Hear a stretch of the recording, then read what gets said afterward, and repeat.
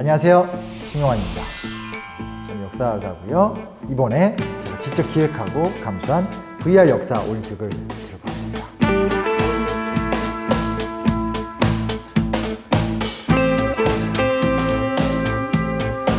최근에 아주 뉴 트렌드한 VR이라는 게임과 그 게임 이야기를 역사라는 주제에 같이 만들었고요.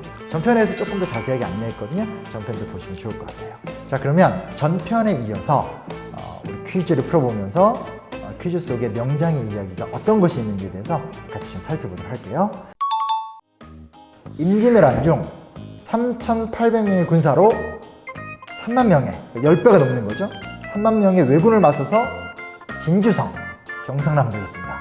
진주성을 지키는 명장은 누구일까요?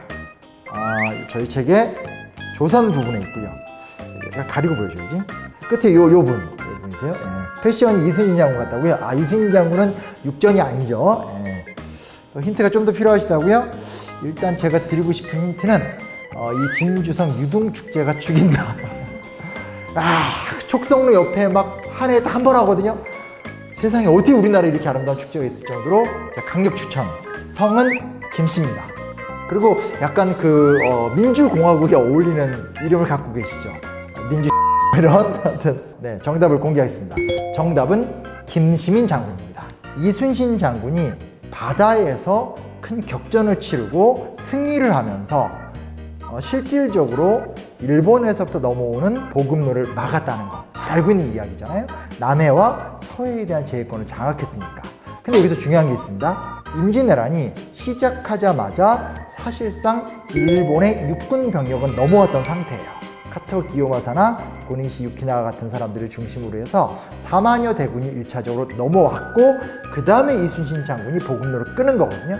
뭘 얘기하는 거냐면 이순신 장군이 버티고 있기 때문에 본국으로부터 들어오는 물자를 막는다라는 효과는 분명히 있죠. 근데 문제 뭐냐? 이미 수만 대군이 한반도에 상륙을 해서 이미 난리가 난 거죠. 전쟁통이 돼버린 거죠. 결국은 일본군이 장기 주둔하면서 조선을 점령하고 지배하려면 실질적으로 현지 조달이 필요한 거예요. 즉 경상도에서 전라도로 들어가서 호남 평야를 장악하는 그 일대로 들어가서 조선의 곡창지대를 손으로 꽉 쥐고 있으면 조선 왕조가 망할 수밖에 없죠. 즉 무슨 얘기냐? 해전에서는 이순신 장군이 버티고 있지만 육전에서는 결국 경상도에서 전라도로 들어가는 그 길목이 굉장히 중요한 격전지가 돼요. 그게 진주거든요. 진주가 뚫리면 남원이 뚫리고 남원이 뚫리면 전주가 뚫리게 되는 거기 때문에 진주성 전투가 진짜 중요해요.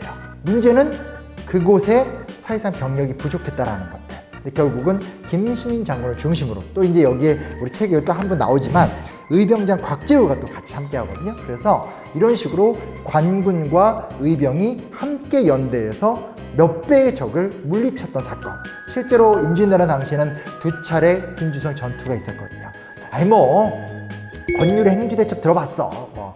이순신 장군의 해전 멋지지. 그것도 맞지만 사실상 특히 초기의 어떤 이 보급로를 둘러싼 싸움에서는 김시민 장군의 활약이 없었으면 정말 조선은 멸망할 수도 있다. 이런 얘기를 할 수 있죠. 그래서 그런 부분에서 김시민 장군을 기억할 필요가 있을 것 같고 그 이야기를 여기다가 VR 역사 올림픽에 잘 담아봤습니다. 그 다음 문제를 또 드릴게요. 우리나라 역사 최초로 화약 무기를 개발해서 왜구를 물리친 장군은? 저는 개인적으로 이거는 되게 익숙해요. 왜냐면 제가 어린 시절에 읽었던 거의 초기의 그 위인전에 이분이 나왔습니다. 힌트를 달라고요? 힌트 너무 많이 드리는 것 같은데. 고려시대입니다. 고려 후기. 최씨예요. 이쯤 되면 되지 않았나요? 네, 대포 막 쏘고. 네. 말씀드려도 되겠죠? 그렇죠. 최무선 장군입니다. 자, 최무선 장군 하면 알죠. 화포를 만들고 화약을 개발하고. 근데 이제 여기서 중요한 게 뭐냐면 예를 들면 오늘날 우리나라에서 스마트폰이나 반도체 같은 기술이 진짜 특별한 기술이잖아요. 그렇죠? 컴퓨터를 만들고 지금 이제 노트북으로 발전하고 또 핸드폰으로 나가고 여기에 기본적으로 들어가는 칩이기 때문에 어느 나라가 반도체 생산에서 딱 우월한 위치를 갖고 있다. 특별한 거잖아요. 당시에는 화약을 제조하고 운영할 수 있는 나라가 인류 역사의 중국밖에 없었어요. 자, 생각해보세요. 전투기가 있는 나라와 전투기가 없는 나라가 전쟁을 하면 어느 나라가 이기겠어요? 그렇죠? 탱크가 있는 나라와 탱크가 없는 나라가 전쟁을 하면 당연히 탱크가 있는 나라가 이기는 거 아니겠어요? 그래서 실제로 이 시기 때 굉장히 중요했던 게 뭐냐면 화약을 제조하는 방법을 알고 그 제조하는 방법을 바탕으로 해서 화약 무기를 만들어내는 거, 이게 전략과 전법에 있어서 결정적인 차이가 나타나요. 실제로 화약 무기라는 것은 그때는 사실 그런 것도 있어요. 뭐가 있냐면 쏠 때 엄청난 불꽃이 나고 소리의 굉장히 크기 때문에 이것 자체가 주는 힘이 굉장히 컸대요. 우리 편은 막 기껏해봤자 화살 쏘고 칼 휘두르는데 상대편은 뻥뻥 불꽃 팍팍, 특히 밤에는 막 뭐가 날아다니고 이런 것들이 주는 위세가 굉장히 강했기 때문에 사실은 고려 말 조선 초에 남쪽으로는 외국, 북쪽으로는 북방 유목민족을 상대하는 데 있어서 사실은 화학 무기 자체가 철체절명의 아주 기술혁신의 핵심적인 과제였던 거죠.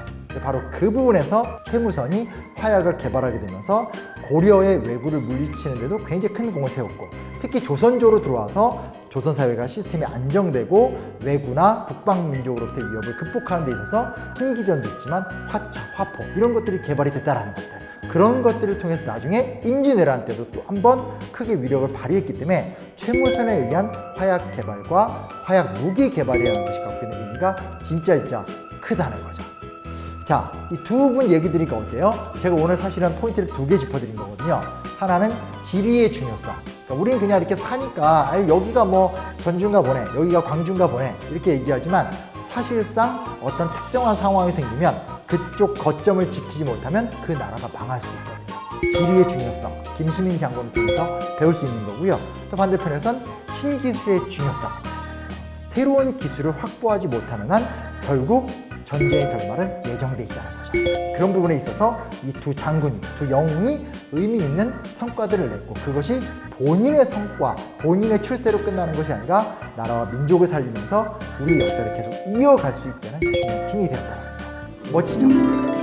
첫 번째 이야기로 명장편을 사실은 다루게 된 이유는 우리가 뭐 자주국방 이런 말을 쓰잖아요. 우리 스스로 우리를 지키지 못하는 한 나머지 이야기들을 할 수가 없거든요. 조금 더 깊이 들어갔었을 때 각각의 영웅들이 각각의 창의적인 생각들을 했던 거죠. 지리에서, 신무기에서, 그리고 국제 정세 속에서. 아주 어린 아이들이지만 그렇구나, 이런 게 의미가 있네라는 아주 중요한 인상 하나만 갖고 가면 나중에 컸었을 때 여기에 이런 지리적인 의미가 있네요. 이런 국제관계 의미가 있네요. 이렇게 나가는 데 있어서 중요한 사고의 기초가 만들어질 수 있게 되는 거죠. 초등학교 5학년 이후에 배우는 체계적인 역사 공부 이전에 즐겁고 재밌게 단편적으로 내가 관심 가는 거 위주로 이런 식으로 공부할 수 있게 만든 좀 특별한 책입니다. 또 이렇게 뒤에 막 별책 부록이 있어요. 카드 게임도 하고 약간 학습용이 막 배려가 돼가지고 게임인데 막 공부가 돼요. 밑에 명장 1번 한국 딱 써있죠? 단권이 아닙니다. 명장편, 성군편 이런 식으로 해서 실제로 훌륭한 장군, 훌륭한 국왕, 여러 중요한 역사 인물들 다음 건에서 계속 다루게 되고요. 한국편, 아시아편, 서양편 이런 식으로 결과적으로는 한국사와 세계사를 통합적으로 공부할 수 있는 멋진 시리즈의 그 첫 시작입니다. 우리 주니어 김영사라는 우리나라에서 가장 책 잘 만든 출판사에서 멋지게 만들었으니까 한번 관심 가져주십시오. 김용환 작가가 기획하고 감수해서 만든 작품이고요. 영상을